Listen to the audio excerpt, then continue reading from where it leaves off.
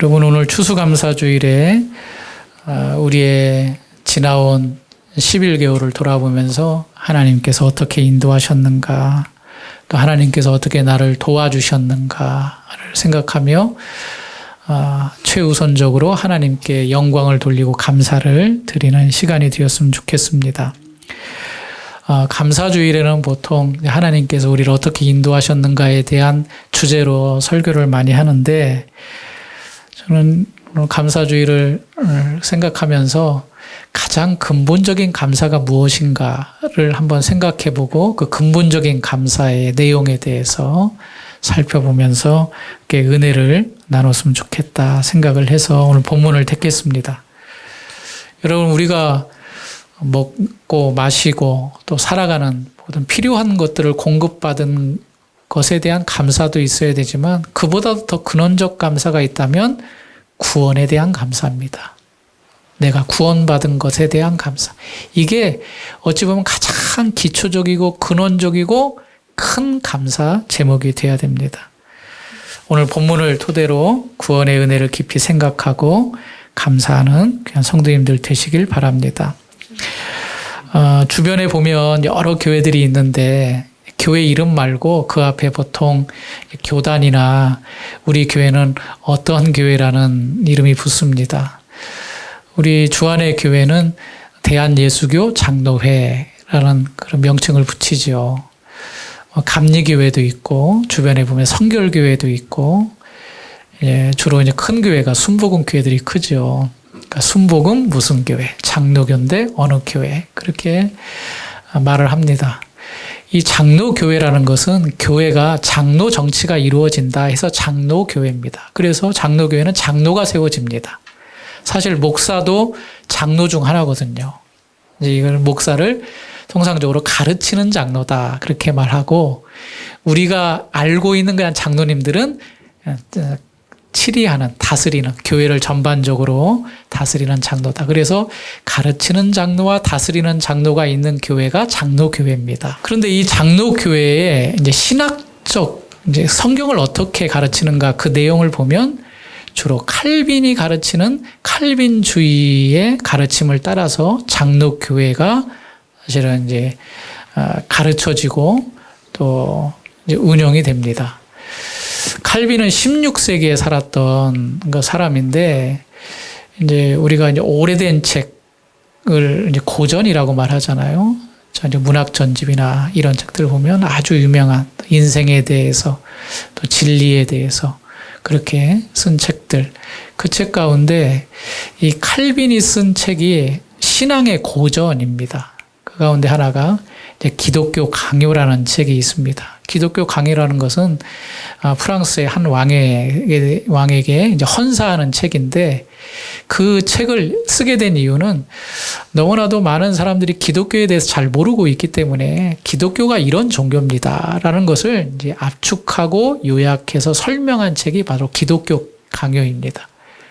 그래서 칼빈은 그 기독교 강요를 통하여서 우리가 믿는, 즉 하나님을 믿는, 우리가 믿는 하나님이 누구며 예수 그리스도가 누구고 또 이 세상은 어떻게 될 것이며 또 어떤 과정을 거치는가, 또 어떻게 구원을 받는가에 대해서 자세하게 설명을 해주고 있습니다. 이제 학교 다닐 때 이제 칼빈의 이야기가 이제 역사에 잠깐 나오는데, 그때 칼빈의 이야기가 나올 때 항상 따라붙는 게 뭐냐면 예정입니다. 칼빈은 하나님의 예정론을 주장했다. 예정. 그러니까 하나님의 예정이라는 건 뭐냐면 하나님께서 구원받을 자를 택했다는 겁니다. 구원받지 못할 자는 이제 버렸다는 거죠. 그래서 선택과 유기라는 말을 합니다. 하나님의 예정. 하나님께서 구원받을 자를 이미 택해놨다. 그러니까 그 구원받을 자는 하나님께 구원을 받는 것이다. 그게 바로 칼빈이 주장하는 아주 특별한 성경의 이야기죠. 사실 여기에 대해서 좀 반감을 갖는 분이 있습니다. 아니, 내가 예수를 믿어서 구원을 받는 거지 하나님이 택하여서 구원을 받는 건가? 거기에 대해서 좀 전적으로 찬성하지 못하는 그런 분들이 있지만, 성경을 잘 창세기부터 쭉 보면 하나님의 선택은 분명하고 그것이 성경적 가르침이라는 것을 우리는 알 수가 있습니다. 하나님께서 선택받을 자, 구원받을 자를 선택했다는 것. 그건 성경적 가르침이라는 거죠. 여러분, 성경에 선택이라는 말이 여러 군데에서 나옵니다. 신명기 7장에 보면 너는 여호와 내 하나님의 성민이라. 성민이라는 건 거룩한 백성이다라는 뜻이거든요. 내 하나님 여호와께서 지상 만민 중에 너를 자기의 기업의 백성으로 택하셨나니. 택하셨다. 그 말이 나옵니다. 그리고 이사야서 44장 1절에도 나의 종 야곱 나의 택한 이스라엘아. 이스라엘이 나의 택했다. 나의 택함을 받은 이스라엘이다. 그렇게 말하고 있고요. 또 로마서 8장 34절에는 누가 능히 하나님의 택하신 자들을 송사하리요.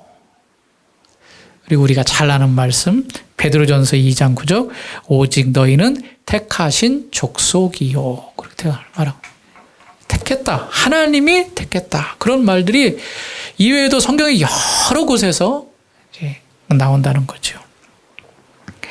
여러분, 우리가 지난 주일에 부자 관원과 또 예수님의 대화를 이야기하면서 아니 그럼 누가 구원받을 수 있습니까? 라고 제자들이 물어봤잖아요. 그때 예수님의 답변이 뭐였냐면 사람으로서는 할 수 없지만 하나님으로서는 다 하실 수 있다. 그 말씀을 하셨잖아요. 이게 뭐냐면 구원이라는 게 사람의 노력과 의지와 능력으로 되는 게 아니다. 하나님이 하시는 거다. 그 말이거든요. 그러니까 연결해 보면 하나님께서 택하셔서 그들을 구원하는 거지 아무리 인간이 발버둥 치고 노력해도 구원이라는 것을 얻을 수 없다. 그 말씀을 하신 겁니다. 여러분, 구원을 이야기할 때 하나님의 택하심을 빼놓고 구원을 이야기할 수 없습니다. 내가 구원받은 것, 이것은 하나님의 택하심 때문에 구원을 받은 겁니다. 이제 오늘 말씀, 에베소서 1장 3절에서 6절 말씀이 그 하나님의 택하심을 이야기를 하고 있습니다. 우리가 보통 이제 육하 원칙이라고 하지요. 영어로는 OWEH라고 하는데 누가 언제 어디서 어떻게 무엇을 이렇게 했느냐 거기에 앉아서 글을 쓰고 또 기사를 쓰고 그런 걸 배웠잖아요. 그거에 근거해서 오늘 하나님의 선택을 한번 살펴보도록 하겠습니다. 첫 번째, 누가 우리를 택했는가? 누가 우리를 택했는가? 4절 말씀 같이 읽겠습니다. 4절 시작. 곧 창세전에 그리스도 안에서 우리를 택하사 우리로 사랑 안에서 그 앞에 거룩하고 사실 3절부터 쭉 읽어야 되는데 찬송하리로다 하나님 곧 우리 주 예수 그리스도의 아버지께서라고 말한 다음부터 말하고 4절에 곧 창세전에 그리스도 안에서 우리를 택하사. 누가 우리를 택했다고 말합니까? 누가? 하나님 아버지께서. 사도 요한은 좀 더 분명하게 말하고 있습니다. 사도 요한복음 15장 16절 너희가 나를 택한 것이 아니요 내가 너희를 택하여 세웠다. 그러니까 사람이 하나님을 택한 게 아니라 하나님이 너희를 택했다는 겁니다. 그러니까 하나님께서 이제 주인이신 거죠. 여기 택하였다는 말을 이제 조금 더 다른 표현으로 뽑았다 그렇게 말할 수 있습니다. 하나님이 너희를 뽑았다. 똑같은 건데 하나님 이렇게 뽑은 겁니다. 그러니까 하나님께서 우리를 뽑아서 선택했다는 겁니다. 이것은 하나님의 전적인 주권에 의한 것입니다. 전적인 주권. 하나님 이제 좀 이따 나오겠지만 하나님께서 하나님 마음대로 하셨다는 겁니다. 내 마음대로. 그걸 이제 하나님의 뜻이라고 말하는데 하나님의 전적인 주권에 의해서 뽑을 자, 또 구원받을 자를 택했다. 그렇게 말하는 거죠. 두 번째, 그럼 언제 택하셨는가? 하나님이 택하셨는데 구원받을 자를 언제 택하셨는가? 웬? 4절 첫 부분에 말씀하고 있습니다. 곧 창세 전에. 그렇게 말합니다. 창세 전에. 여러분 창세기 1장을 알았지만 하나님이 온 우주 만물을 만드셨다고 그랬잖아요. 만드셨는데 그 만드시기 창조 전에, 그러니까 영원이라고 표현을 했는데, 영원. 우리를 만들기도 전에 하나님께서 나를 택했다는 겁니다. 우리는 이해할 수가 없는 영역이니까. 그런데 성경은 하나님께서 택하셨는데 창세전 영원에 우리를 택하셨다라고 말씀을 합니다. 사도 바울은 이것을 처음부터 택했다 그런 표현을 씁니다. 데살로니가후서 2장 13절에 하나님이 처음부터 너희를 택하사 성령의 거룩하게 하심과 진리를 믿음으로 구원을 받게 하십니다. 처음부터. 그러니까 우리는 시간 개념이 있지만 시간 개념이 없는 영원부터 영원까지 계시는 그 하나님께서 영원 전에 우리를 택했다고 말씀을 하시는 거죠. 이제 성경을 공부하고 신학교를 들어가 보면 이 부분에 대해서 또 약간의 이제 우리의 생각과 다르게 생각하시는 분이 있습니다. 그래, 하나님이 택했어. 예정하셨어. 그러는데 하나님이 우리가 어떻게 할 거를 미리 알고 예정을 했다는 겁니다. 그걸 소위 예지, 예정이라고 말합니다. 여러분, 하나님은 다 아시잖아요. 그죠? 하나님은 처음과 끝이고 현재, 미래 모든 걸 다 아시는 분이잖아요. 그러니까 우리가 앞으로 예수를 믿을 거를 알고 나를 택했다는 겁니다. 여러분, 그러면 내가 예수님을 믿고 얘는 앞으로 예수를 믿을 거니까 내가 택해야겠다. 그럼 그게 조건이 되는 거잖아요. 우리는 이것을 받아들이지 않습니다. 하나님의 택한 것은 내가 뭘 했기 때문에 나를 택한 것이 아니라 무조건적으로 그냥 우리를 택한 겁니다. 영원 전에. 세 번째로 이제 무엇을 또 누구를 택하였는가를 이제 말씀을 하는데, 이제 오늘 본문 말고 2장 1절에 한번 가보시면 이렇게 말씀을 하고 있습니다. 그는 허물과 죄로 죽었던 너희를 살리셨도다. 그렇게 말하고 있죠. 아담의 죄로 타락하여 하나님을 우리는 떠났는데 하나님의 백성의 지위를 잃고 하나님의 자녀가 아니었습니다. 그런데 하나님께서 그러한 자를 구원을 해 주신 거죠. 예수님께서 이 땅에 오신 것을 이렇게 말씀하십니다. 마태복음 9장 13절에 나는 의인을 부르러 온 것이 아니요 죄인을 부르러 왔다. 그렇게 말씀을 하시죠. 그러니까 무엇을, 누구를 택하였는가? what이라는 그 질문에는 나를 택하였는데 나는 죄인 된 나를 택하셨다라고 말할 수 있습니다. 여러분, 사람이 어떤 사람을 뽑기 위해서는 기준이 있습니다. 기준. 그래서 일정한 기준을 두고 거기에 합당한 사람을 뽑지요. 이제 대학을 가기 위해서도 성적이 또 어느 정도 돼야 되고, 대학을 졸업하고 나서도 직장에 취업하기 위해서는 그 직장에 맞고 기준을 설정을 해서 그 기준에 맞는 사람을 선택하게 되어 있습니다. 그런데 하나님의 선택의 기준은 사실 없는 게 기준입니다. 아까도 말씀드렸지만 그냥 하나님의 뜻대로 선택을 한 겁니다. 기준이 없는 게 기준입니다. 그런데 그 뽑힌 사람들의 내용을 이렇게 보니까 이 사람들이 좀 형편없는 사람들, 좀 죄송합니다만 이런 좀 사람들이 볼 때 이 사람들이 어떻게 뽑혔을까 할 정도의 사람들이 뽑힌 겁니다.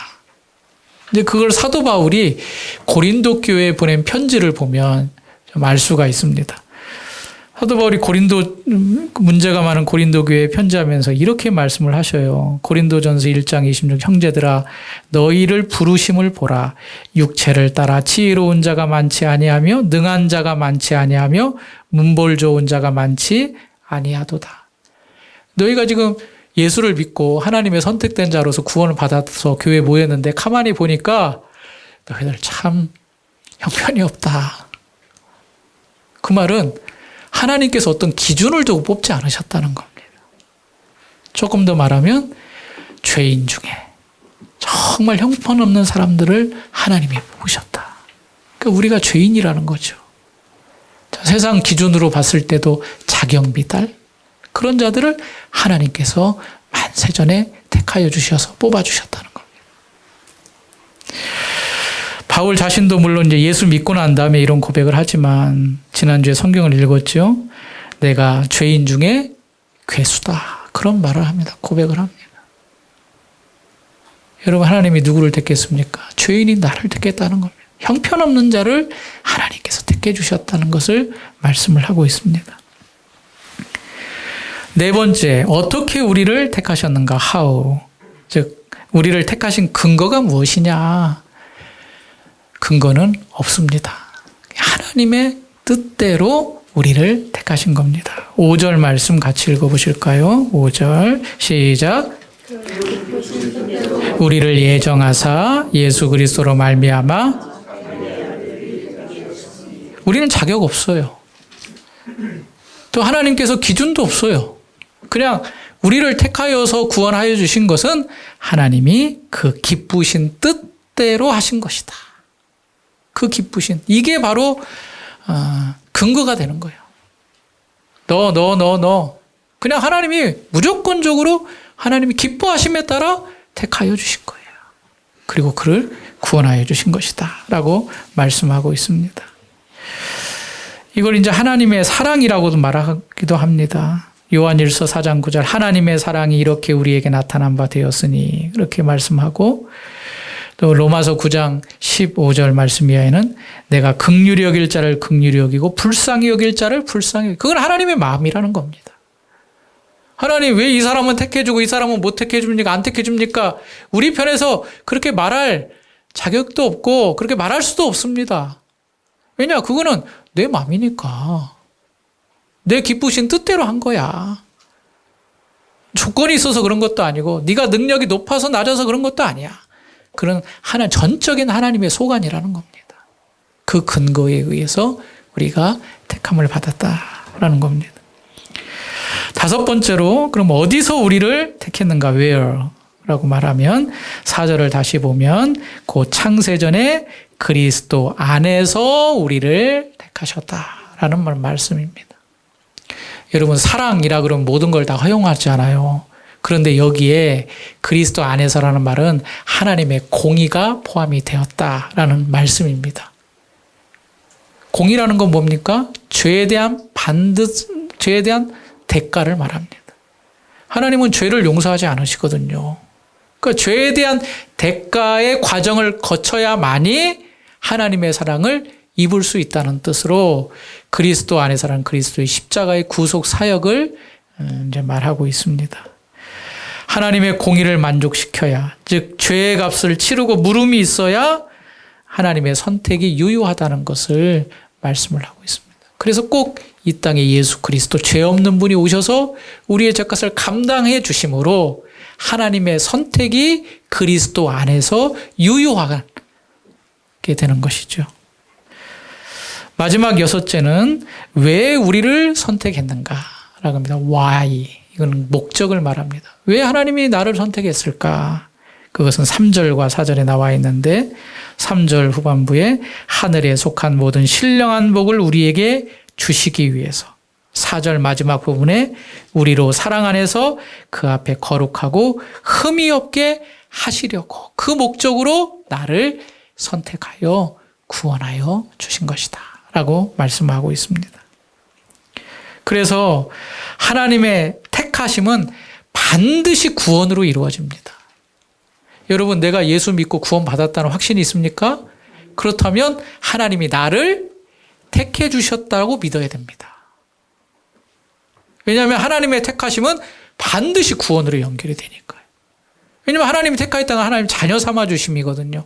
하나님의 자녀는 예수 그리스도 안에서 죄의 용서를 받아야만이, 즉 구원을 받아야만이 하나님의 자녀가 될 수 있는 거거든요. 구원은 하나님의 택하심의 목적입니다. 이를 위해서 그 아들 그리스도를 보내시고 또 성령을 보내시고 지금도 하나님의 선택받은 자들이 구원을 받기 위해서 복음이 전해지는 겁니다. 왜냐하면 복음을 듣고 성령의 역사로 회심하여서 회개하여서 하나님의 자녀가 되기 때문에 그렇습니다. 하나님의 선택은 어떤 사람의 생각이 아닙니다. 성경에서 말하고 있는 진리요. 우리가 하나님의 선택을 믿는다면 우리는 다음과 같은 태도를 가져야 됩니다. 저는 3가지로 정리를 해보고 싶습니다. 첫 번째로 따라서 해볼까요? 감사, 찬양. 하나님이 나를 택하여 주시고 내가 그리스도 안에서 죄 사함 받고 구원의 확신이 있다면 하나님께 감사와 찬양을 드려야 됩니다. 나의 입장에서 보면 하나님께 감사할 것밖에 없습니다. 왜요? 나를 택해 주셨기 때문에. 만약에 하나님께서 구원의 방법과 길을 사람의 방식대로 만들어 놓는다면 여러분 구원받을 자가 있을까? 여러분 우리가 잘하는 것 같고 대단한 것 같지만 내가 구원받을 수 있는 것 같지만 사람의 기준으로 따지면 나보다 더 월등한 사람이 있으면 그 기준에 나는 미달되는 거잖아요. 하나님께서 기준을 정해놓으시고 그 기준대로 구원을 정하셨다면 우리 가운데 구원받을 사람이 있을까요? 사실 율법을 다 지키면 구원받을 수 있습니다. 그런데 사람이 율법을 다 지킵니까? 못 지킵니다. 죄인은 율법을 다 지킬 수 없습니다. 율법을 지키면서 깨닫는 거예요. 내가 율법을 지킬 수 없는 자라는 걸 깨닫게 되는 거예요. 그게 하나님께서 율법을 주신 목적 가운데 하나입니다. 율법 지켜봐라. 이 지키면 다 구원이다. 그랬는데 율법을 지키면 지킬수록 자기가 노력하면 노력할수록 나는 이 율법을 지킬 수 없는 자라는 걸 깨닫게 되는 거죠. 그래서 하나님이 무조건적으로 나를 선택하여 주셨던 것에 대해서 우리가 해야 될 것은 감사할 것밖에 없습니다. 그리고 이 감사는 하나님을 찬양함으로 이어져야 됩니다. 6절 말씀 같이 읽겠습니다. 시작. 이는 그가 사랑하시는 자 안에서 우리에게 거저 주시는 바 그의 은혜의 영광을 찬송하게 하려는 것이다. 결국에는 나를 택하여 주시고 나를 구원하여 주신 것에 대한 찬양을 하나님께서 받으시길 원하시는 거죠. 우리가 해야 될 것은 하나님 감사합니다. 하나님께 찬양 올려드리고 하나님께 경배를 올려드린 그것이 우리의 인생의 전부인 거죠. 벨직 신앙 고백서라고 이제 개혁교회 안에서 필독서인데 그 고백서 16조에 이렇게 말하고 있습니다. 하나님의 자비하심은 하나님께서 사람의 행위, 공로를 고려하지 않으시고 오직 그의 영원 불변하신 작정과 그의 호의로 이루어졌다. 그의 호의라고. 그냥 하나님께서 우리에게 호의를 베풀어 주셨다는 거예요. 오직 하나님의 은혜만 자랑하고 하나님의 자비와 사랑을 찬양하는 귀한 성도님 되시길 간절히 바랍니다. 두 번째로 하나님의 선택을 믿는 자라면 거룩을 추구해 나가야 됩니다. 따라서 해볼까요? 거룩을 추구해 나가자. 어떤 분들은 하나님의 택하심을 신앙의 완성으로 생각합니다. 이 말은 나 하나님께 택함 받고 구원 받았어. 예수 믿었어. 이제 나는 영생을 받은 걸 확신해. 나는 이제 죽어도 오늘 저녁에 죽어도 천국 분명히 가. 그런데 그것을 신앙의 완성으로 생각한다는 겁니다. 우리는 구원의 확신 가져야 됩니다. 여러분 구원의 확신이 분명히 있어야 됩니다. 나는 예수 믿고 구원받은 사람이야. 죄 문제가 해결돼서 거기에 대한 확실한 확신과 믿음이 있어야 됩니다. 그렇다고 신앙이 완성된 건 아닙니다. 이것을 우리가 칭의와 성화라고도 이야기합니다. 우리는 의롭다함을 받았습니다. 예수 믿어서. 이제 죄의 문제가 해결이 됐어요. 죄의 문제가 해결이 됐지만 이제 죄의 노예로서는 살지 않지만 하나님의 자녀로 살아가지만 죄의 영향력은 계속 받고 있어요. 오늘도 회개기도 했잖아요. 한 주간 동안 하나님 잘 믿음에도 불구하고 또 마음으로 지은 죄, 입으로 지은 죄, 여러 가지 죄들이 생각나잖아요. 죄의 영향을 받고 있다고요. 아직 신앙의 완성이 이루어지지 않았습니다. 우리를 구원했지만 우리는 거룩을 향하여서 오늘도 나가야 된다라는 것을 우리는 꼭 아셔야 됩니다. 베드로후서 1장 10절에 그러므로 형제들아 더욱 힘써 너희 부르심과 택하심을 굳게 하라. 부르심과 택하심을 굳게 하라. 너희가 이것을 행한즉 언제든지 실족하지 아니하리라. 거룩을 향하여 달려가라는 겁니다. 하나님께서 나를 부르신 목적이 뭔가? 하나님의 거룩하심을 이루기 위해서. 너는 하나님의 거룩한 백성이라는 것을 드러내기 위해서, 그를 통해 하나님 영광 받기 위해서 부르신 겁니다. 그걸 굳게 하고 언제든지 실족하지 않을 것이다. 그래서 우리는 더욱 신앙 안에서 힘써 살아야 됩니다. 매일마다 예수님과 함께 동행해야 됩니다. 죄의 영향력을 받을 수밖에 없기 때문에 죄를 멀리하고 좀 더 적극적으로는 마귀를 대적해야 됩니다. 생각으로 오는 죄, 우연찮게 나오는 그런 죄들이 분명히 있습니다.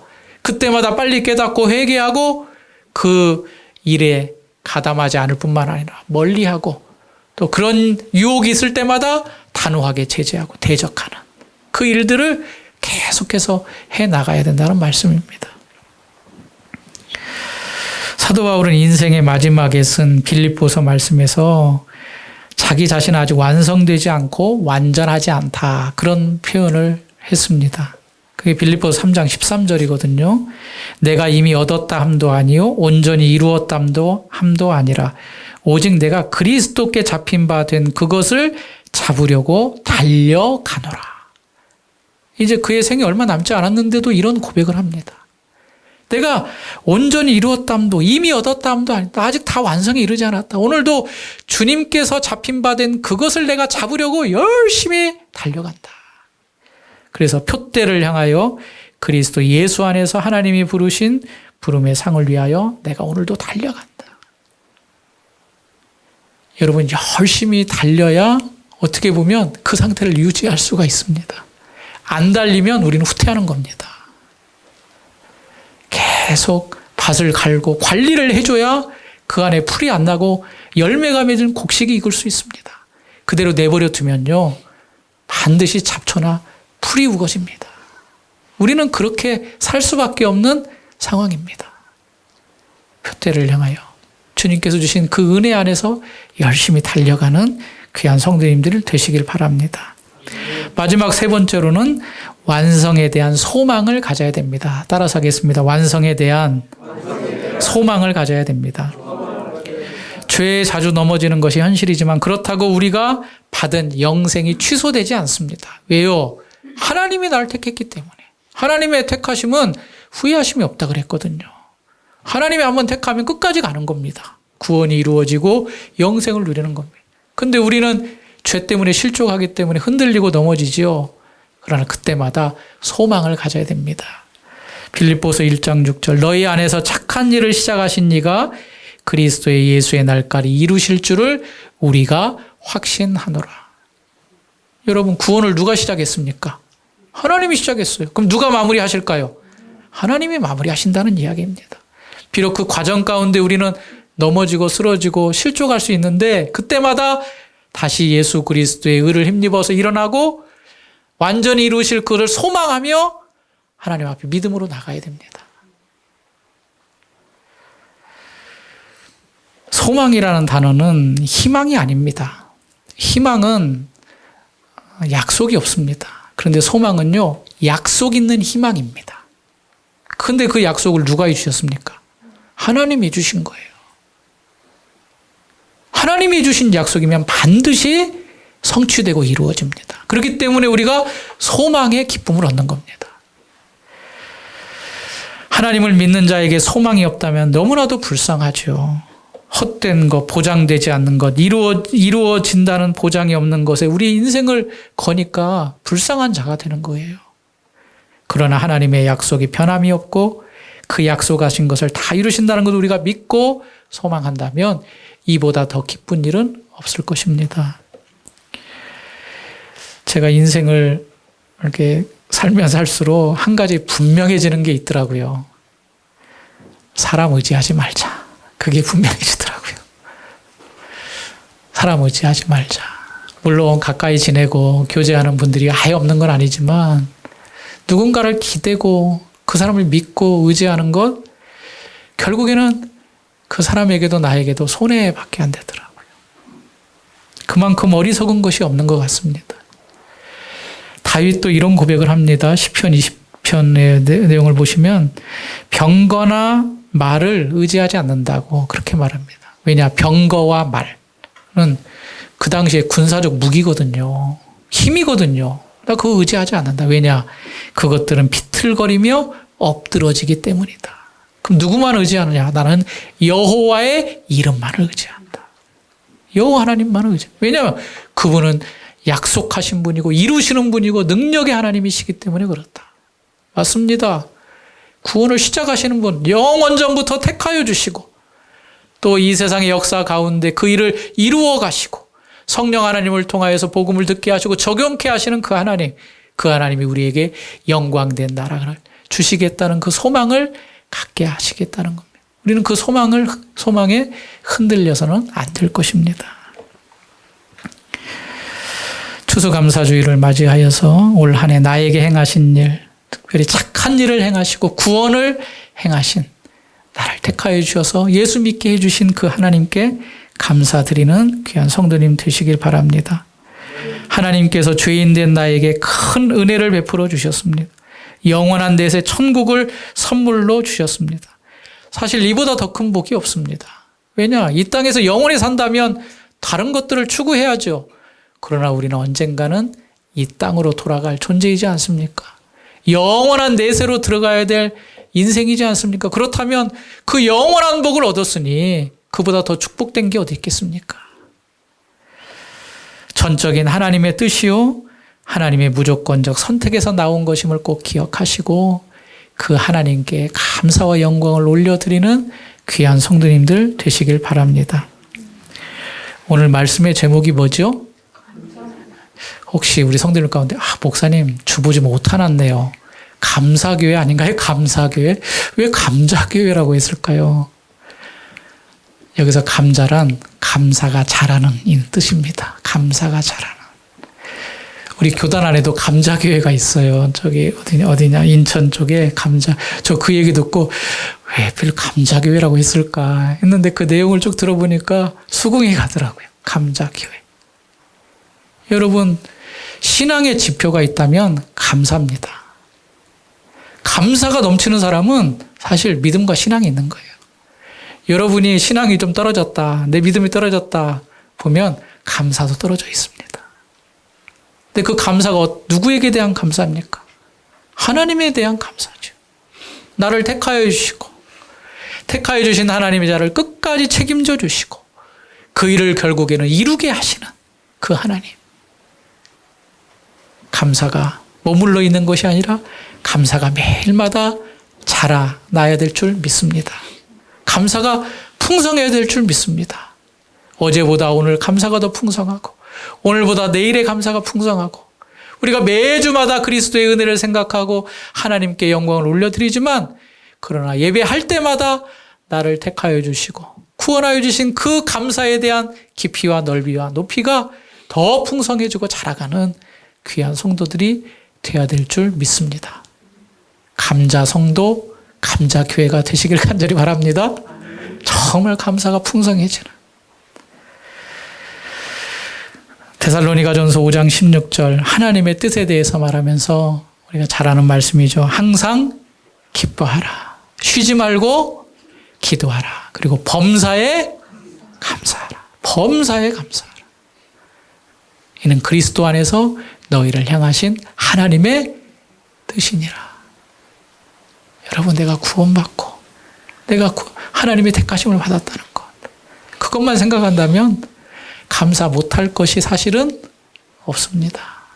그거 하나만으로도 풍성한 감사로 하나님께 나아올 수 있다는 것. 오늘 2025년 우리에게 주신 것뿐만 아니라 나를 구원하여 주신 것을 다시 한번 기억하면서 하나님 앞에 감사로 드리는 귀한 성도님들 되시길 주님의 이름으로 축원합니다.